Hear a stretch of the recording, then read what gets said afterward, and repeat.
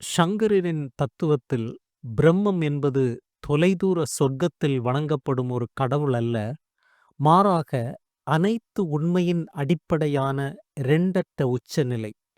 இந்த முடிவிலா உண்மைக்கும் மனித மொழிக்கும் இடையிலான இடைவெளியைக் கடக்க சங்கரர் சத் சித் ஆனந்தம் என்ற இந்த முக்கிய வரையறையை பயன்படுத்துகிறார்.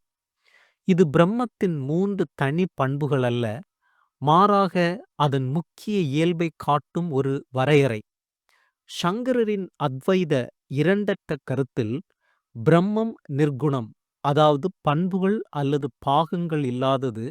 எனவே நாம் சத் இருப்பு, சித் அறிவு, ஆனந்தம் பேரின்பம் என்று பேசும்போது ஒரே வைரத்தை 3 கோணங்களில் இருந்து பார்ப்பது போலாகும்.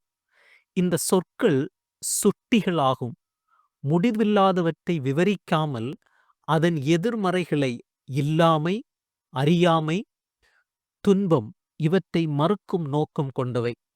சத் என்பது முழுமையான இருப்பு. இது உண்மையின் அடிப்படையான இருக்கிறது என்னும் தன்மை. உலகில் எல்லாமே மாறிக்கொண்டே இருக்கின்றன. உடம்பு முதிர்கிறது, மலைகள் தேய்கின்றன, எண்ணங்கள் வந்து போகின்றன. ஆனால் இவற்றையெல்லாம் தோன்ற வைக்கும் அந்த அடிப்படை இருப்பு மட்டும் எப்போதும் மாறாமல் இருக்கிறது. இந்த 3 நிலைகளிலும் எழுந்த நிலை, கனவு நிலை, உறக்க நிலை ஒரே சீராக இருக்கும் ஒரே அடிப்படை இது. இந்த அடிப்படை இருப்பு இல்லையெனில் எதுவும் தோன்றவே முடியாது. சித் என்பது முழுமையான அறிவு அல்லது உணர்வு. இந்த இருப்பை வெளிக்காட்டும் ஒளி இதுவே. உடலின் விளைவு அல்ல, மாறாக எல்லா அறிவிற்கும் மூலமான தன்வொளி, ஸ்வயம் பிரகாசா. நமது மனம் அமைதியாகவோ குழப்பமாகவோ உடல் நலமாகவோ நோய்வாய்ப்பட்டோ இருந்தாலும் இந்த நிலைகளை பாதிப்பின்றி கவனிக்கும் ஒரு மாறாத உணர்வு, சாட்சி இருக்கிறது. அதுவே சித், அதுவே பிரம்மத்தின் இயல்பு. ஆனந்தம் என்பது முழுமையான பேரின்பம். இது ஒரு மன உணர்ச்சி அல்ல, புலன் இன்பம் அல்ல. அவை சில நேரம் மட்டுமே நிலைக்கும். மாறாக இது நிறைவு என்ற அடிப்படை அமைதி. மனித துன்பம் குறைபாடு மற்றும் பிரித்து உணர்தல் என்ற உணர்விலிருந்து வருகிறது. நாம் சிறிய தனித்துவமான தனிநபர்கள் என்ற எண்ணம். பிரம்மத்தை உணரும்போது நான் மற்றும் வேறு என்ற எல்லை கரைந்துவிடும். இந்த இரண்டற்ற நிலையில் விரும்புவதற்கோ அஞ்சுவதற்கோ எதுவும் இல்லை.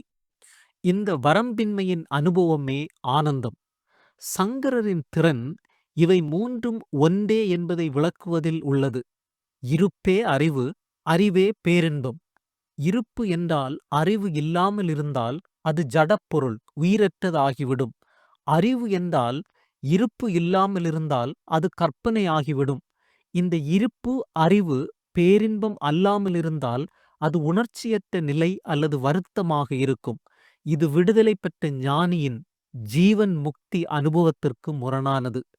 தனக்குள்ளேயே சத் சித் ஆனந்தம் என்பதை உணரும்போது தனிப்பட்ட ஆத்மா முழு உண்மையான பிரம்மத்துடன் உண்டாகிவிடுகிறது.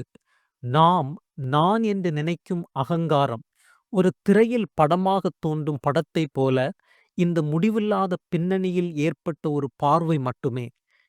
திரையில் தீயோ வெள்ளமோ வந்தாலும் திரை பாதிப்படையாது. அதுபோல நீங்களே ஆன சத் சித் ஆனந்தம் உலக வாழ்க்கை நாடகங்களால் எட்டப்படவோ பாதிக்கப்படவோ முடியாதது.